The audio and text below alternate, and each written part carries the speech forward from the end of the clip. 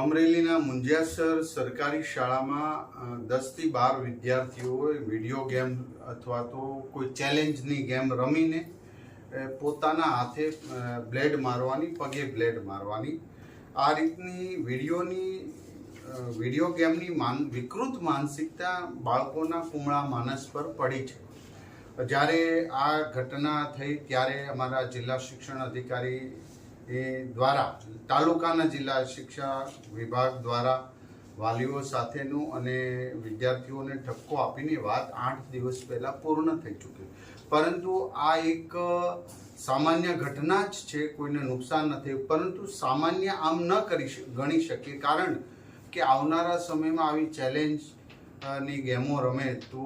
વિદ્યાર્થીઓ અને બાળકની અંદર વિકૃતતા આવી શકે અને આવી રહી છે. તો ચોક્કસ પ્રકારે આને એક સ્ટડી કેસ તરીકે અમે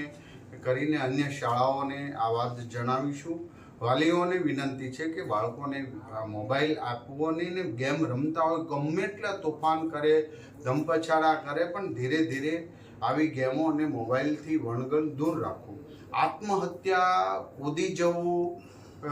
આવા બધા જ ચેલેન્જો બાળકો આપે છે અને એના હિસાબે જે હારી જાય એ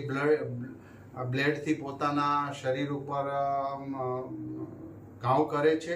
પગ ઉપર કરે છે, જે જીતી જાય એ દાંત